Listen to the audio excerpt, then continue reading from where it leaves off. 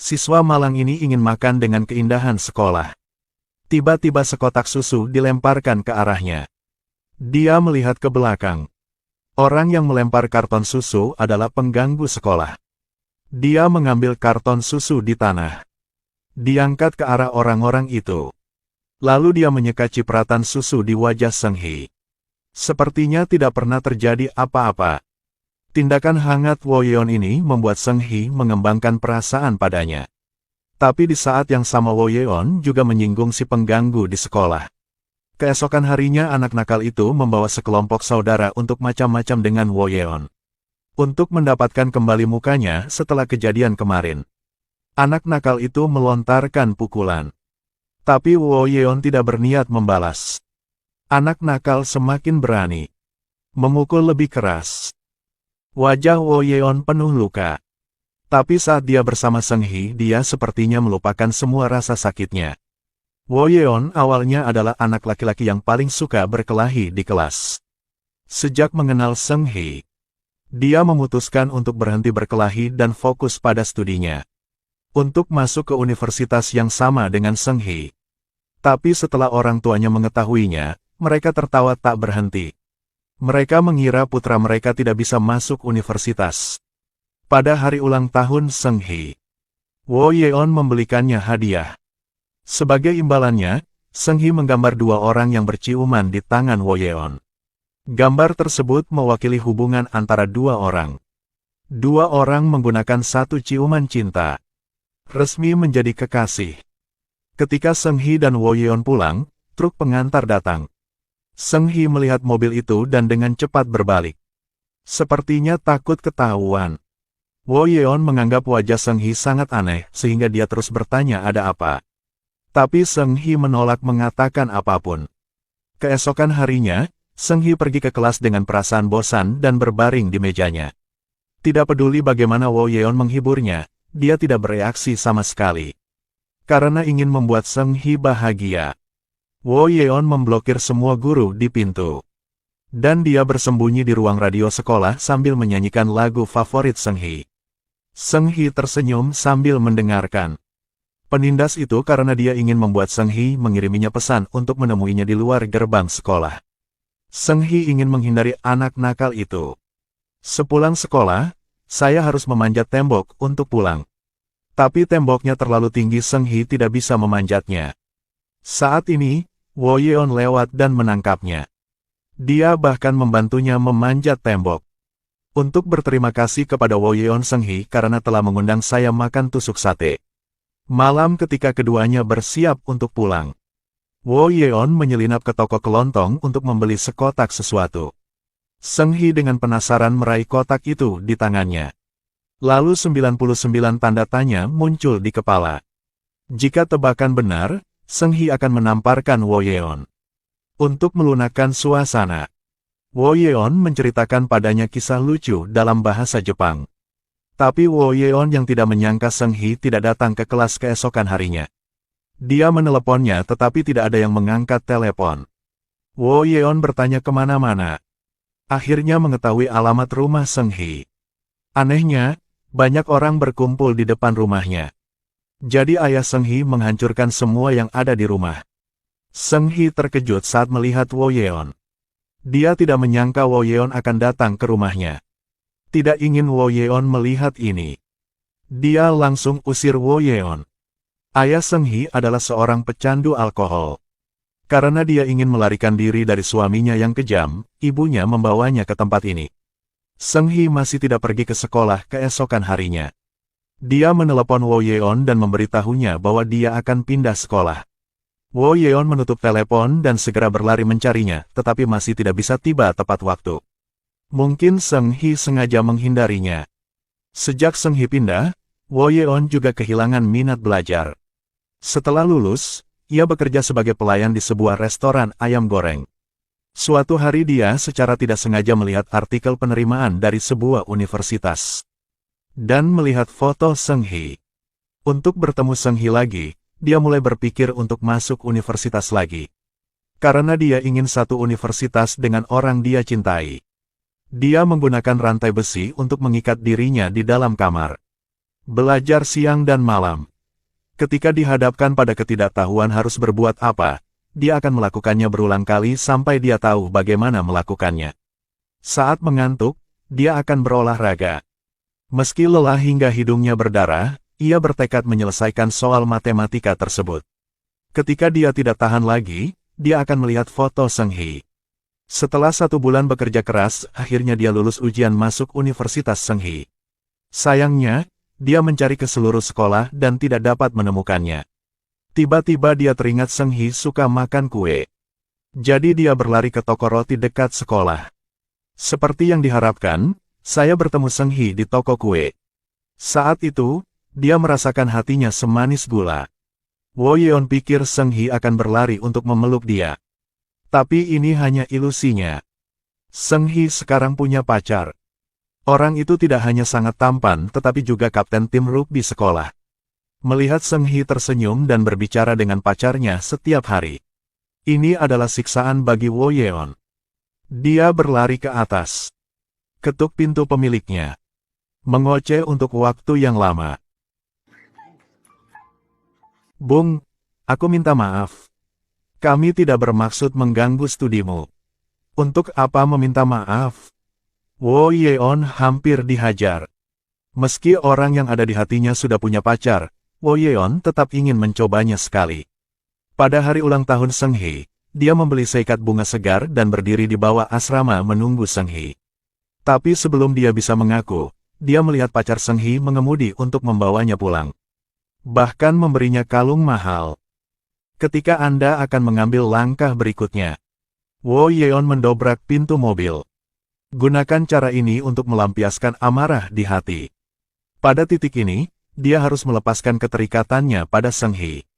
Suatu hari saat berada di perpustakaan, dia secara tidak sengaja melihat pacar Seng Hee sedang mesra dengan siswi lain. Keduanya bahkan berjanji akan berangkat ke Paris setelah pertandingan usai. Sampai hari pertandingan rugby, pacar Seng Hee berpura-pura berjanji lagi pada Seng Hee. Setelah memenangkan pertandingan akan membawanya dalam perjalanan ke Eropa. Sebenarnya dia berencana kalah dalam pertarungan. Karena dia ingin membawa gadis lain ke Paris. Wo Yeon menceritakan hal ini pada Seng Hee. Ingin mengungkapkan wajah asli bajingan itu.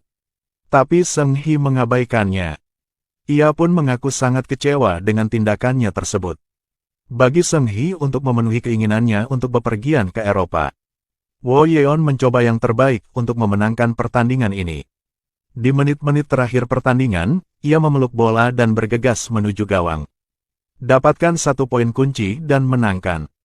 Rekan satu tim berlari untuk memberi selamat. Wo Yeon dengan marah bergegas ke depan pacarnya Seng Hee. Pukul dia dengan keras. Seng Hee tidak mengerti mengapa dia melakukan itu. Sejak hari itu, keduanya berpapasan dan tidak mengucapkan sepatah kata pun. Beberapa tahun kemudian Wo Yeon lulus kuliah dan menemukan pacar. Pacar dia terlihat cantik, keluarganya juga baik. Semua temannya menyarankan dia untuk segera menikah. Tapi setiap kali Wo Yeon hanya diam. Karena dia masih belum bisa melepaskan perasaannya pada Seng Hee. Suatu hari ketika dia sedang membagikan brosur di jalan, dia secara tidak sengaja bertemu dengan Seng Hee. Dia hendak berjalan untuk menyapa. Tapi melihat dia dan pria lain memakai baju couple. Saat bekerja, Wo Yeon secara tidak sengaja bertemu cinta pertamanya. Melihatnya berpakaian berpasangan dengan pria lain, hatinya menjadi mati rasa.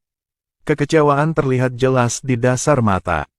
Namun iblis membuatnya tetap mengikuti 2 orang. Ketika sampai di sana, dia mengetahui bahwa Seng Hee sedang syuting iklan.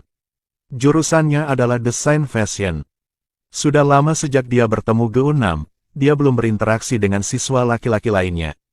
Dia menandatangani kontrak dengan sebuah perusahaan artis, bekerja sebagai aktris kecil dengan sedikit popularitas. Meski kehidupan sehari-harinya sangat berat, dia tetap mampu menahannya. Sambil berbicara, Wo Yeon memberitahu Seng Hee bahwa dia punya pacar. Seng Hee juga terlihat sangat bahagia. Wo Yeon kemudian mengantarnya ke tempat kerja.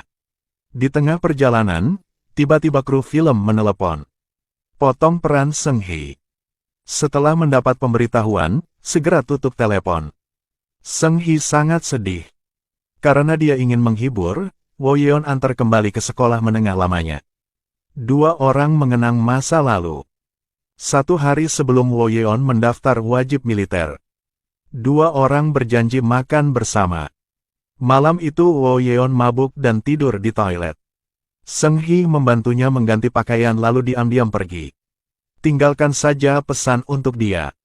Suruh dia jika sudah sampai jangan menelepon. Tak sengaja Wo Yeon membuat kertas itu beterbangan di bawah lemari. Jadi mereka memisah lagi. Kini bertemu kembali, cinta masih membara seperti dulu. Wo Yeon mau tidak mau membungkuk dan mencium Seung Hee. Tapi ditolak oleh Seung Hee. Dia tahu jika dia melakukan itu akan merusak kebahagiaan gadis lain. Seung Hee menyuruh Wo Yeon untuk tidak menemuinya lagi di masa depan. Tapi Wo Yeon tahu apa yang dia inginkan.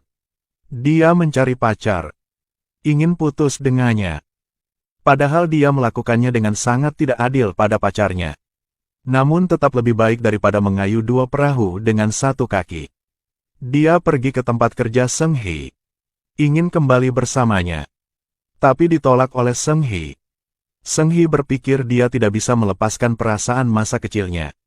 Tapi saat Seung Hee hendak pergi, penampakan billboard sukses mempertemukan dua orang. Seung Hee baru saja menolak cinta Wo Yeon. Tiba-tiba sebuah papan reklame jatuh dari atas.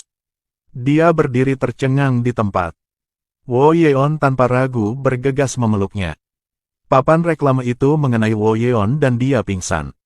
Ketika dia bangun, dia menemukan dirinya di rumah sakit. Melihat Seung Hee aman dan sehat, dia tersenyum meyakinkan. Sejak hari itu, keduanya jatuh cinta lagi. Mereka sangat menghargai kebahagiaan yang mereka miliki. Di rumah kecil mereka berdua merencanakan masa depan. Namun ilusi manis tidak luput dari kenyataan hidup. Semua teman saya di sekitar sudah menikah. Ada yang beli rumah, ada yang beli mobil. Dan Wo Yeon masih sedih karena dia tidak bisa mendapatkan pekerjaan. Dia mengirim banyak lamaran setiap hari tetapi masih belum ada balasan. Dia ingin pergi ke gym untuk menjadi pelatih. Tapi tidak mempunyai kekuatan untuk mengangkat beban. Kehilangan kesempatan menjadi guru karena cedera terakhir kali. Karena itu Seung Hee merasa sangat bersalah. Jika bukan karena dia, Wo Yeon tidak akan berada dalam situasi ini. Wo Yeon mengatakan tidak apa-apa di luar tapi dia diam-diam menyebutkan hal ini kepada teman-temannya. Bukannya dia menyesal. Hanya jika hari itu dia tidak pergi mencari Seung Hee, dia akan memiliki kesempatan untuk tinggal di sekolah sebagai guru. Tidak akan sampai pada titik di mana dua tangan kosong seperti sekarang. Setiap hari berlari kemana-mana mencari pekerjaan. Tidak menyangka kata-kata ini didengar oleh Seung Hee. Seung Hee kurang memiliki rasa aman karena situasi keluarganya sejak kecil. Sekarang dia mendengar Wo Yeon mengatakan itu. Dalam hati merasa kecewa dan malu berkata-kata. Dia memutuskan untuk putus dengan Wo Yeon. Wo Yeon juga menyesali perkataannya hari itu. Saya datang menemui Seung Hee lagi. Berharap mereka bisa kembali. Namun ada kata-kata yang membuat orang terharu. Seung Hee masih dengan tegas bangkit dan pergi. Saat retakan muncul. Jika tetap bersikeras untuk bersama, hanya akan saling menyakiti. Kegagalan ini juga membuat Wo Yeon memahami sebuah prinsip. Tidak lama kemudian dia menjadi seorang guru. Kehidupan secara bertahap kembali ke orbit. Kadang-kadang masih melihat profil Seung Hee dari waktu ke waktu. Bahkan fokus berat sampai lupa turun dari bus. Beberapa tahun kemudian Seung Hee datang menemuinya lagi. Kali ini dia datang untuk berdamai dengannya. Dia bilang akan menikah. Benar sekali, keduanya sudah cukup umur untuk menikah. Wo Yeon sangat kecewa mendengar kabar ini. Malam itu dia mabuk bersama teman. Tapi di hari pernikahan Seung Hee, dia tetap datang. Dengan bantuan teman-temannya, dia berhasil memikat para pengiring pengantin. Wo Yeon pergi ke kamar Seung Hee. Sampai ketemu lagi dua orang terdiam cukup lama. Melihat wanita yang dia cintai mengenakan gaun pengantin bersama orang lain. Wo Yeon dengan tulus mengucapkan selamat padanya. Tapi masih sangat sedih di dalam. Dia berterima kasih kepada Seung Hee karena telah muncul. Karena berkat dia, Woyeon menemukan arah hidupnya. Dari remaja dengan 2 tangan kosong hingga berprestasi seperti sekarang. Di hadapan semua tamu, Seung Hee memasuki aula. Pada saat itu, kenangan lama muncul kembali.